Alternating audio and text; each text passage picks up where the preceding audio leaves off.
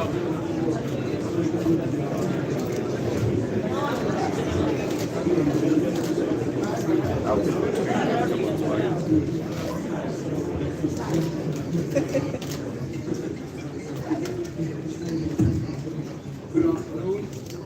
afternoon and welcome to this press conference at the occasion of the presentation.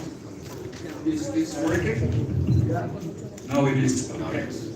Good afternoon and thank you very much for attending this press conference at the occasion of the presentation of the preliminary statement of the European Union Election Observation Mission. May I introduce the table to you? We have in the middle our chief observer, Mr. Fabio Massimo Castaldo.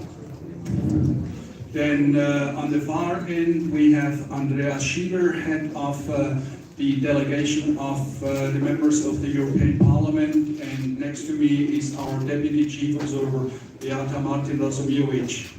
I open the press conference and hand the floor to our chief observer for his statement.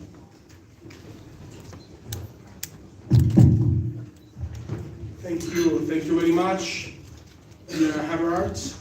Excellencies, ladies and gentlemen, distinguished members of the press, today I will have the honor to present the preliminary statement of the European Union Election Observation to the Republic of Zimbabwe.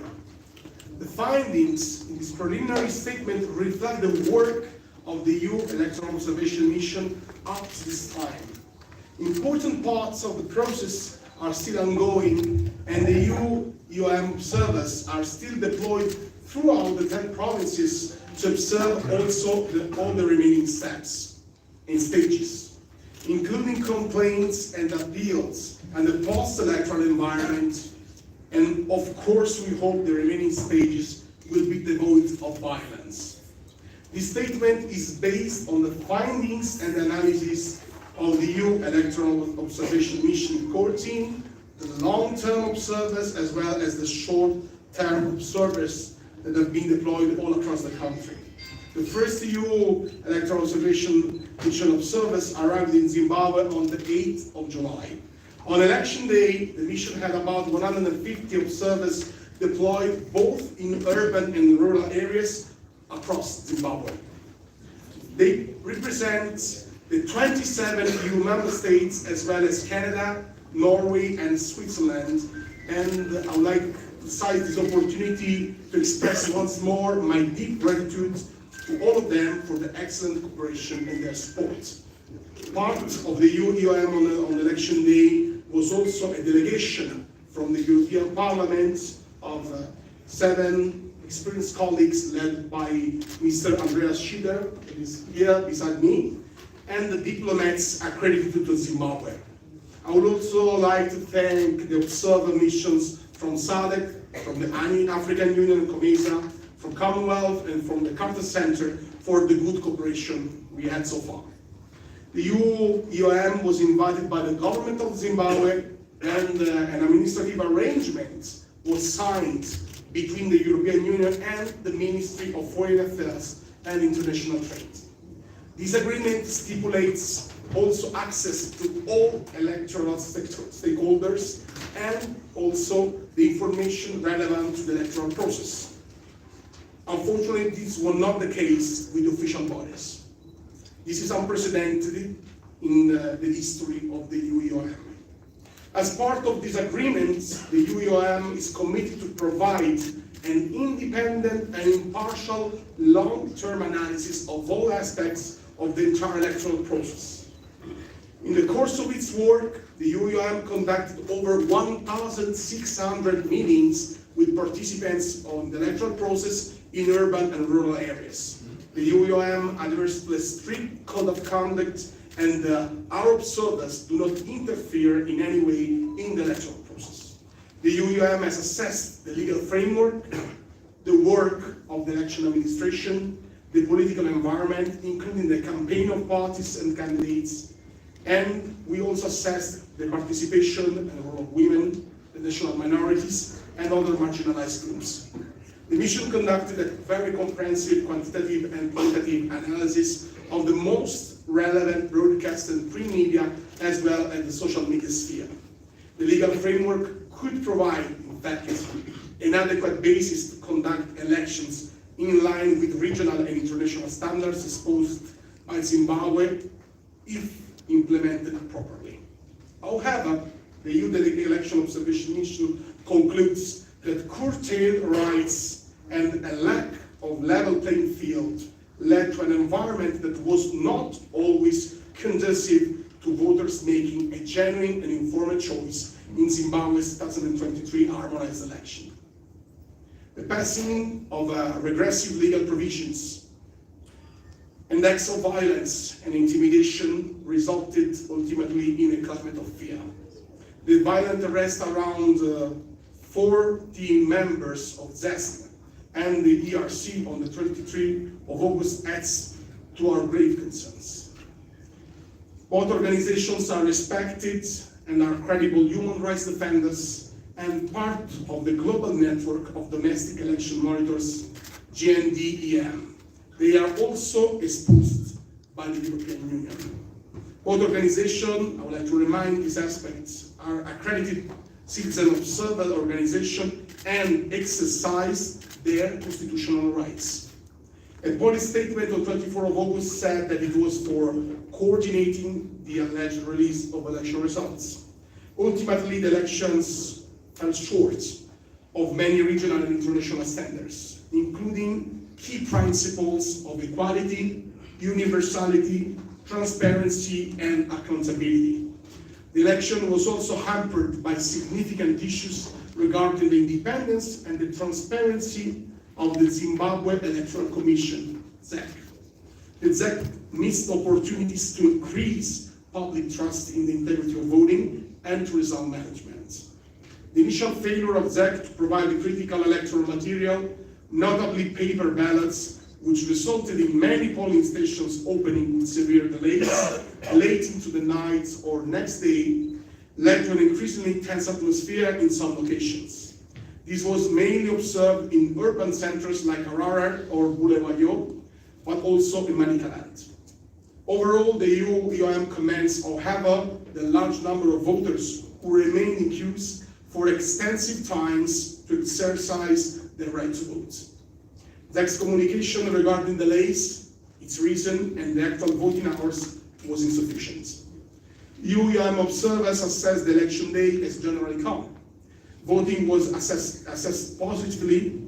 However, I would like to stress on the fact that unauthorized individuals, for example, members of the Forever Associate Zimbabwe, thus tracked voters at nearly 1/5 of the polling stations we observed, potentially indicating pressure. EU-EOM observers also saw flyers that were falsely informing voters of electoral boycotts by CCC, which may have confused some of them.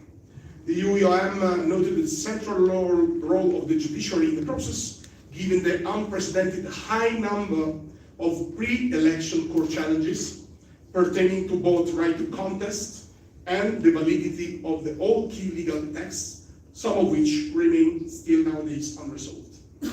Many EU-EOM interlocutors conveyed that the trust into judicial system is low. Although voters were offered the choice of political alternatives, the overall inclusivity of the candidate registration remained limited. Undue registration criteria and ZEC's inconsistent and discretionary implementation, and an unreasonably high fee and ZEC's demand for US dollars cash payments created obstacles to inclusivity. For example, the registration fee for a presidential candidate was $20,000 US, while for National Assembly candidates, the fee was $1,000. 1/5 of all aspiring candidates were rejected. And these numbers, this amount of money, was a 20-fold increase compared to the previous elections. The EU-EOM took also note of a low participation of women candidates. While ZEC's pre-electoral preparations went largely according to schedule, court disputes over candidate registration caused delays in ballot printing and also impacted postal voting. Nevertheless, ZEC promised repeatedly that all systems are go. This was not the case on election day and resulted in a second day of voting. Furthermore, ZEC did not consistently address public concerns related to constituency boundary delimitation, voter registration, candidate registration, as well as ballot security. For instance, the final list of polling stations was only made public on election day. Voter registration was a significant point of contention. ZEC did not publicly disclose details prior to this election of its efforts to verify the accuracy of the voter registration data. Before elections, ZEC did not provide fully analyzable electronic copies of the voters' roll to civil society. The campaign presented voters with a range of viewpoints, but there was a lack of a level playing field, particularly regarding the freedom of assembly, which was unduly restricted by arbitrary implementations of the Maintenance of Peace and Order Act, the so-called MPOA. Police used the force to disperse several opposition gatherings, and some instances of intimidation and violence took place, including one killing. The UUM's media analysis revealed similar shortcomings. State-controlled media allocated substantially more airtime and room space to the ruling party and President Gangawa and the government. For example, the UUM media analysis revealed that state ZBC devoted over 2/3 of its news and current affairs coverage to ZANU-PF, the president and the government. ZBC owned the radio stations gave the ruling party almost all their election-related airtime. Digital rights are restricted by law, notably online freedom of speech, access to the internet, access to information online, right to privacy and data protection. These resulted in fear and self-censorship by online users. Manipulated election-related content was also circulated widely on social media and traditional media, negatively affecting voters' ability to make informed decisions. The EU election observation missions deplore an extensive and sustained disinformation campaign against the EU, EOM, and other international observer organizations by some media and social media platforms. These unacceptable attempts are to discredit the mission and are seen as a blatant disinformation of the Zimbabwean public. They do reflect a continued effort to undermine the European Union electoral observation mission and credible election observation. The UUM will present a final report with a comprehensive analysis in about 2 months. This report will reflect also the UUM's assessment of the entire electoral process. At the same time, the UUM will make recommendations for future electoral processes, and those recommendations, of course, will be for consideration. I thank all of you for your attention. Thank you, and I'll pass the floor to Mr. Andreas Schieder, head of the delegation of the European Parliament. Thank you. My name is already said, my name is Andreas Schieder, and I'm a member of the European Parliament, and it is my pleasure to address you today on behalf of the parliamentary delegation. Before doing so, I also want to express my big thanks for this excellent and good cooperation with the other electoral observers, especially those from the different African organizations. We are 7 members of the European Parliament, representing a large political spectrum and coming even from 6 different countries of the European Union. We have been present during these significant days for Zimbabwe as a part of the European Union election observation mission. And we take note of the late arrival of the invitation to observe these elections. Nevertheless, we are here to perform our work, as we do everywhere in the world, because our presence was requested by the Zimbabwean authorities. First and foremost, I want to express our full endorsement to the finding presented today by my dear colleague and friend, Chief Observer, Mr. Fabio Massimo Castaldo. I thank him and all the team for their work and cooperation. During the past few days we have been here, we met with national authorities, candidates, party representatives, religious leaders, civil society organizations, and media representatives. And the Chief Observer already has given throughout an overview of the mission's preliminary findings, and I therefore wish to focus on those issues that we, as elected politicians, considered as crucial. Let me start by stressing two very important points for our delegation.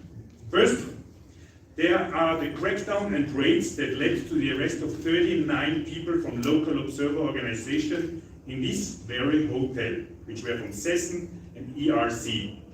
As subscriber of the Declaration of Principles for Election Observation, we strongly condemn these unacceptable attacks against citizens observers, which are considered by the European Parliament and globally human rights defenders. CESN and its part is part of the GNDM, the Global Network of Domestic Election Monitors, and it is considered as an independent and credible organization. To make it clear, the European Parliament asked for their release.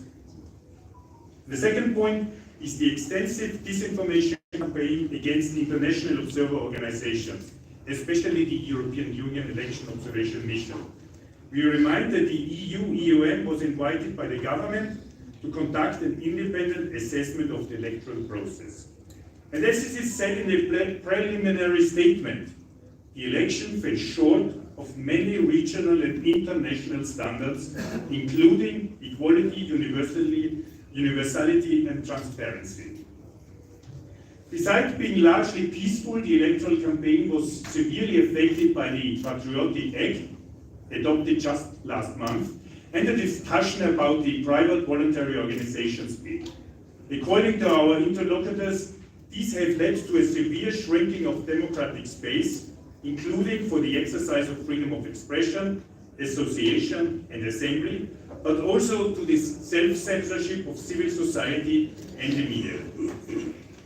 In the course of our meetings, we often heard complaints about the lack of transparency of the independence of ZEC, Zimbabwe Electoral Commission.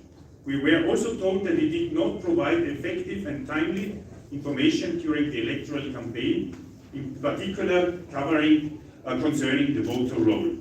Moreover, in the past couple of days, our observers noted that the results management processed by ZEC lacked verifiability and traceability. And we regret that ZEC did not receive our delegation despite several requests from our side, and taking in consideration that the substantial technical and financial contribution the European Union gave to these elections. Equally, several locus actors with whom we spoke expressed a serious misgivings concerning the independence of the judiciary regarding the resolution of recent electoral disputes and candidate exclusions. We all agree that democratic competition should always take place on a level playing field and on fairness. No candidate or party should have unequal access to state institutions, resources, and media. And we were also reported of misuse of state resources and public office. For example, salary increases for civil servants and support measures for traditional leaders during the electoral campaign. And in addition, we were informed that the state TV broadcaster has been biased in favor of the party in government. An incumbent also benefits from a minimally regulated political finance framework, as it is currently the case in Zimbabwe. Furthermore, the inclusiveness of the process suffered for the 20-fold increase of the registration fees for presidential and parliamentary candidates. We also heard that for the settling of these fees, a payment in US dollars was demanded in most cases, and very often in cash. And information that had previously not been given to those who wanted to register. And this meant that over 1/5 of the candidates were denied registration. We also deplore that women made up less than 50% of all registered candidates. And compared to 2018, where 4 presidential candidates were female, this time only 1 was able to run only through legitimation. We believe that the next government should facilitate improvement on these fronts and on many others. During election day, I cannot start without stating, turning to the election day, I cannot start without stating the obvious. These elections were challenging and difficult. Our delegation split into 3 teams, and one team observed Harare, another Marondera, and its surroundings, and another one in Chichoy. We would like to praise the passion, resilience, and the democratic aspirations of the citizens of Zimbabwe, who spent several hours queuing to cast their vote.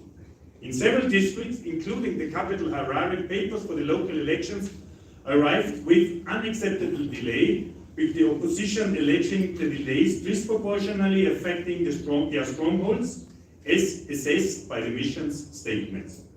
The atmosphere on the election day was relatively peaceful, but at this tense, largely due to the extremely late arrivals of some ballot papers, but also due to the behavior of the citizens at the entrance and the exit of the polling stations. In a number of cases, polling stations opened dramatically late, while some having to close down again shortly after due to lack of ballot paper. This problem occurred frequently in urban areas, while the rural areas had received sufficient amount of ballot papers. The conditions for people waiting in the line to fulfill their civic duties for many hours were quite dire, given heat and lack of shade or water. We also experienced rising frustrations of many voters. While waiting to cast their vote, they found out that their relatives in the rural areas had already voted. We observed that when tents were used as polling stations, it made voting more difficult and challenging for both staff and voters. Voters were still waiting to vote until late at night, and they were highly frustrated, complaining about the disorganized nature of the elections. Better preparation of the election day by the Electoral Commission could have contributed to reducing many problems and reciting tensions. This being said, we would like to extend our sincere thanks to the thousands of Zimbabweans who worked as polling station staff. They did their best to ensure that the proceeding ran as smoothly as possible. Above all, on behalf of all the team, I would like to express our admiration for the civic spirit and the democratic aspirations shown by the people of Zimbabwe, who went to vote and were ready to spend an entire day and maybe also an entire night. Wait time must be announced within the electoral deadline. Ensuring transparency, traceability of counting will strengthen confidence in this state. This is critical, and SEC should be fully transparent in the tabulation and publication of results. Any dispute regarding the electoral process should be addressed peacefully according to the established legal procedure. And it is also crucial that the judiciary shall perform its constitutional duties in an independent, impartial manner. And finally, I would like to underline that the European Union, including the European Parliament, stands ready to support a reform process in Zimbabwe. A reform process which is inclusive and democratic and works to ensure a stable and prosperous future for all its citizens.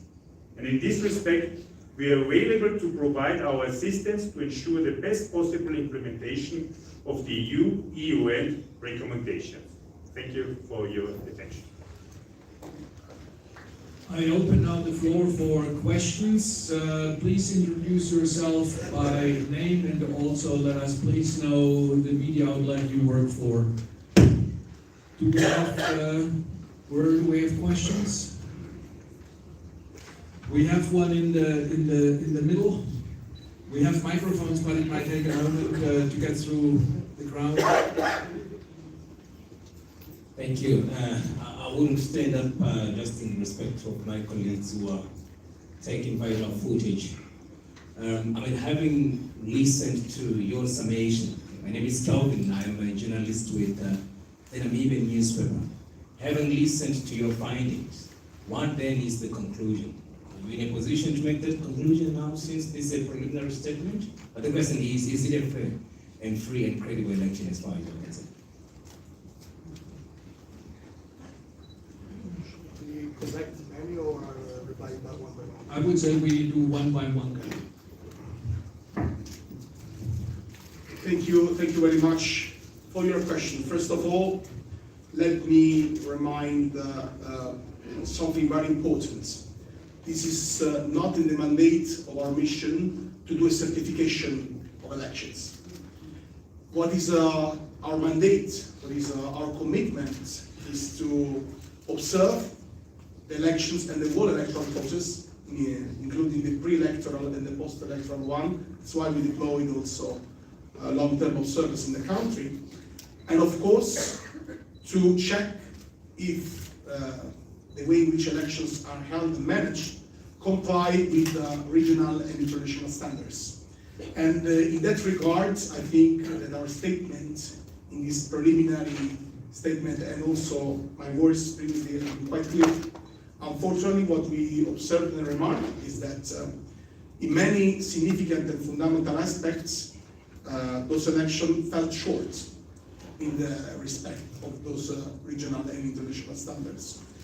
Of course, in 2 months, around more or less 2 months, we will also publish a further report that will analyze in detail the phases that we already observed, but also the following one that are still pending, notably the tabulation and notably also an announcement of the results and all the post-electoral phases, eventual also legal grievance that could be also raised by the stakeholders involved.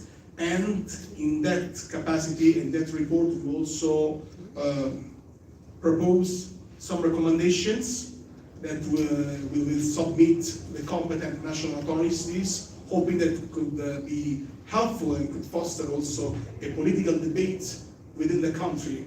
And in that regard, I share what my friend Andreas Schieder just said, that we hope that there will be a possibility for inclusive, democratic, transparent reform, and if that will be the wish and the will of the political authorities of the country, European Union will be ready to assist in that regard and to do technical assistance. Thank you. Next question. I don't see. Okay, yes, please, back there. Hello.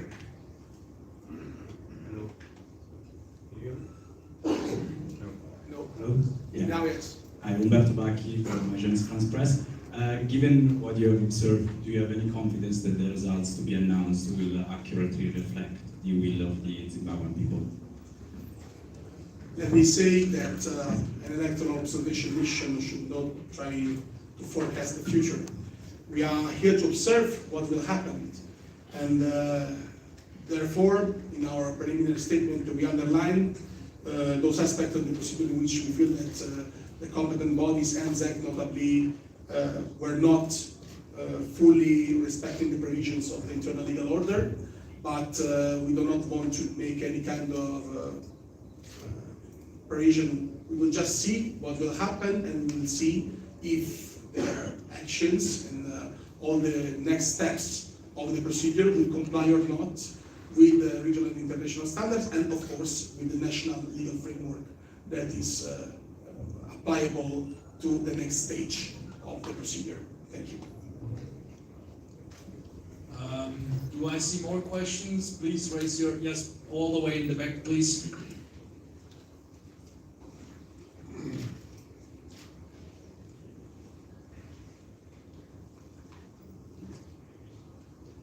My question is, your preliminary report all but condemns this plebiscite and effectively creates a context for a contestation around the result. And references will be made to this preliminary report, although you say you come after 2 months. 2 months is a long way off. So much will have happened on the basis of this preliminary report. What do you think should happen? Because you've all but condemned the plebiscite. I'm sorry, but we are not do any kind of a condemnation here. We are just reporting what our observers have seen and heard all across the country. I'm speaking about 150 extremely professional and experienced observers with many missions on their back. And on the basis of these data, not second-hand not rumors, but objective data that's been reported by our people on the ground, we drafted an accurate analysis with what the situation is. It is on the basis of that analysis that I'm asking, and the summary of it is that these elections are not credible, so the outcome will be contested. The summary of these, gentlemen, are that there are significant parts of the procedure that were not respecting the international principles.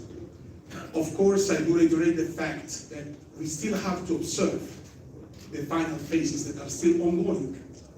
You are aware of the fact that some polling stations just end up their operational votes early this morning. I mean, there was a significant postponement on many polling stations all across the country.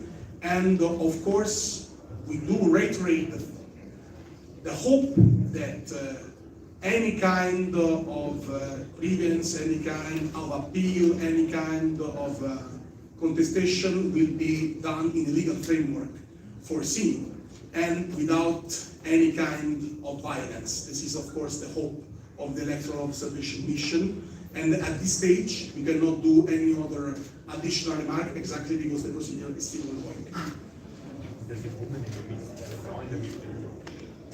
Okay. So yes, we have a question back there.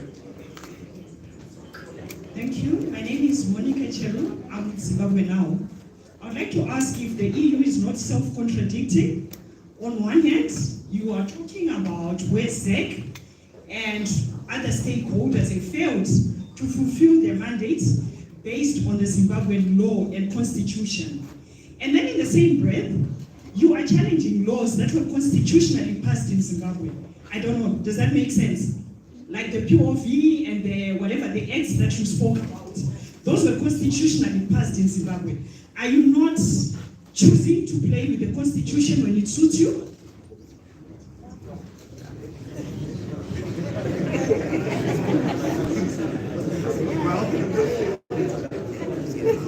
I'm a bit surprised of your comments. Let me say why. We do fully respect the sovereignty and the independence of Zimbabwe, but when it's up, of course, to manage an electoral observation mission, we should also see how the internal legal framework comply or do not comply with international standards that are relevant. And in that case, not simply us, but a very significant number of stakeholders that were in touch with us, that we met. They were denouncing and sharing with us their deep concern about the fact that the so-called Patriotic Act reduced the space of public debate. They felt somehow a certain environment of fear and tension, and some of them, they were even afraid to meet us, exactly because they didn't want to face the risk of a legal consequence of this. And of course, we would have not fulfilled our mandate if we would not have reported what has been shared by us and what has been observed by our observers in that regard, also comparing with the previous legal framework. That's the element we simply underline, and I do repeat that every analysis is based on objective elements and is based on a clear comparison with the regional and international standards. Thank you. We have a question here in the back, and then the lady in the pink hat. Thank you so much. My name is Panashima from Sources Media. If I got you right, you indicated that the Zimbabwe courts are not that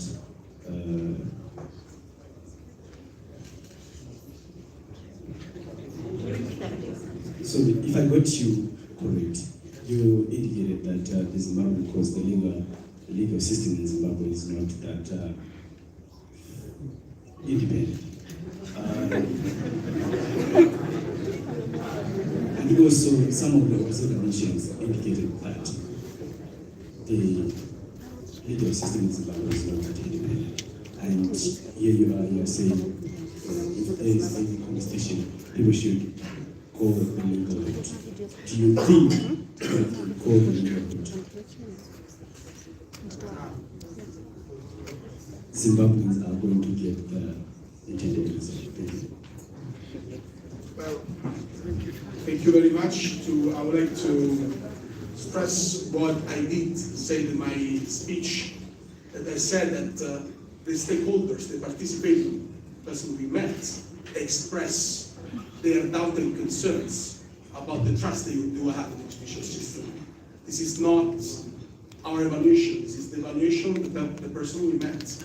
And they felt that the fact that many legal cases also were concerning those elections in terms of the candidacies has not been solved before the elections, also didn't give a contribution in that trust. That's what they share with us when we have our meetings, and I would like to remind you that there were a very significant number of meetings, 1,600 all around the country.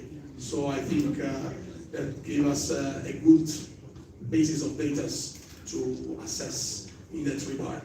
And of course now we will observe very carefully that judicial dimension eventually, if there will be, of course, appeals or cases of judicially challenge part of the procedure, and where people are constantly present in the courts, following each one of those procedures, as well as still today present, following also the case of the arrest of the around 40 persons from ZESN and ERC, and they will observe with a lot of attention, of course, all the following parts or their cases.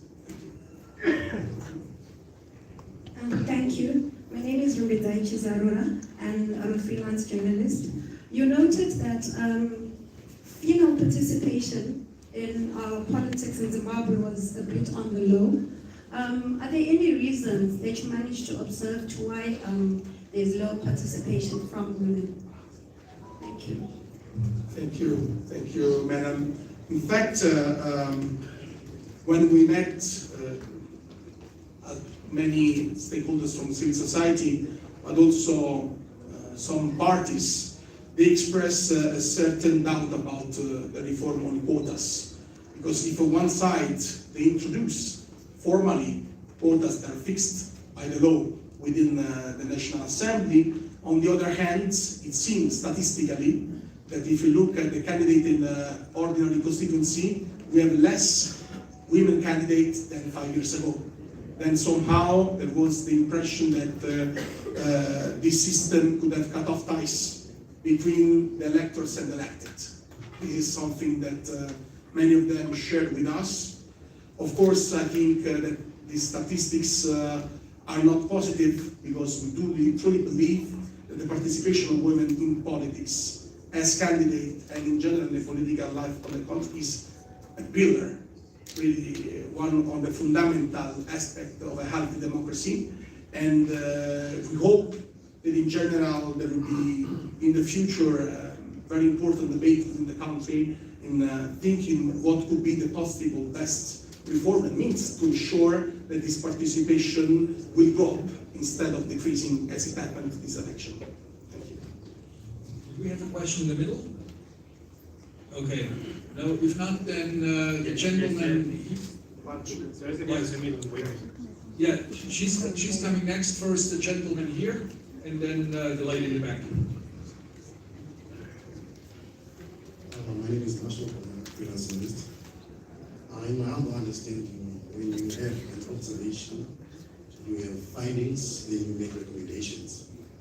But in your findings, you do not explicitly state if the elections were free, fair, and credible. But given that reality, why should Zimbabweans from all walks of life take your recommendations seriously if you do not state your position or say an observation on these elections? Thank you. I think I already answered this question, but I will try to explain even better.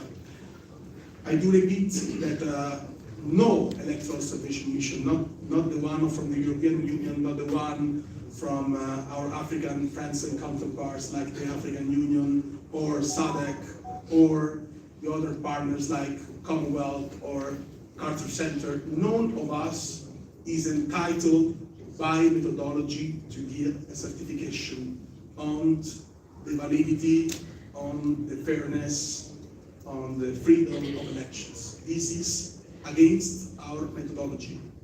The methodology seen, of course, to have observers all across the country to collect as many data as possible in a coherent way, and then after that, of course, to try to see if the part of the procedure are complying or not with the standards. And we are being very clear. We told you positive aspects that we observed, for example, that generally these elections were calm, but we also had to underline the aspects in which the procedures fell short from what it was foreseen by the regional and international standards to which Zimbabwe is adhering. Therefore, I think that with this element, each one of you can formulate its own judgment, but our analysis is crystal clear, and I think that having taken account all the different parts of the procedure, having taken account the legal framework as well, the media environment, having taken account the election day, but also the campaign phases, we have done quite a substantial work with very solid grounds, and I'm also happy to see that in general, taking also into account the meetings we had with the other missions and also the public statement, I can see that there is a certain agreement in many aspects of that has been problematic on the procedure. So I think that that is strengthening, of course, once more the genuinity and the good job that has been delivered by the mission. Thank you. Thank you very much. My name is Yvonne Muchaka. I am a freelance journalist. My question to you is that after you produce your report, and given that institutions like ZEC refuse to meet with you, do you see any of them taking on your recommendations and improving the state of the elections in Zimbabwe? Thank you. I really hope so, in the sense that, of course, for a mission that has tried to do all this is best in terms of professionality, in terms of engagement, it is important, and it is, of course, a matter of also really hope for the future of the country and for this vibrant, strong democratic participation of the people to see that there will be a will to engage in a reflection. Of course, I would like to reiterate that this is a free choice of the Zimbabwean authorities. We are just providing elements or reflections coming from our analysis, coming from the international standards, to ensure that there will be the possibility for them to enrich the national political debate in that regard. But then it must be a will, a political will of the new government, a political will of the new presidents, and of course a political will at the technical level of ZEC to engage or not. As I told you before, we deeply regret that so far we didn't see the cooperation we expected from those national bodies and from ZEC. And I think that that was really unexpected and sad, taking into account that we have been officially invited by the government, and we already provide as European Union and a very significant, important technical and financial assistance. But nevertheless, we are still positive and confident, and we hope that, of course, to see progresses also in that relationship, and eventually, of course, we really hope and we do our best to ensure that the final report will give a rich set of fruitful and interesting recommendation, and if there will be the will to engage from our side, there will be the maximum support and will to give our personal contribution in that regard. So we have time for one more question. It's the gentleman in the white shirt. Yes, my name is Enrique. I'm a local observer. I just wanted to find out do you not say that the 2023 elections are better than previous in terms of the malpractice and the violence, etc. And also, what are the positive or plausible things that you can say that happened in this election which it did not happen before? Or what you would say that perhaps the EU, OM, and the other international standards met those standards? What are those that are positive? Because for now, what we have heard is at the negative part of the side. What about the positives that meet the international standards and also meet the EU OM observer target? Thank you. Thank you very much. As per our methodology, normally we do not do comparisons with the previous elections. This is part of the methodology that we are doing, in the sense that every election has its context, political, as environment, but as you have remarked, in some parts, of course, we explained where we have felt that somehow there was a certain regression in terms of political space of debate, in terms of political freedoms, in terms of right of assembly, for example, in terms of the way in which the procedure was applied. I would like to say that I would also do positive remarks. I underlined many times that in general, the environment that our observers found on the ground was calm. They felt they were experiencing sometimes tensions, but not several episodes of violence, for example. That's what we underlined. And also we underlined that in general, the assessment from a large part of the police station was positive, but also we had the cases of those police stations that has been significantly delayed, in some cases even almost 1 day later. And of course, in those cases, they also experienced a certain level of tensions, frustrations from the people that had to wait so many hours, in some cases even one whole day and one night, to exercise the right of vote. So I would say also that to these remarks, that the secrecy of the vote is also something that generally was ensured, and there were positive remarks by our observers in that regard. But of course, as we do say and comment and somehow underline those positive aspects, we cannot deny the critical parts that I have extensively already explained. So this is all done in a spirit of very objective analysis based on data. Thank you. Thank you very much for attending this press conference. I close this press conference now. You will find the preliminary statement, the press release, and the fact sheet at the entrance. You will see us again in about 2 months with the next press conference when we present our final report. Thank you very much.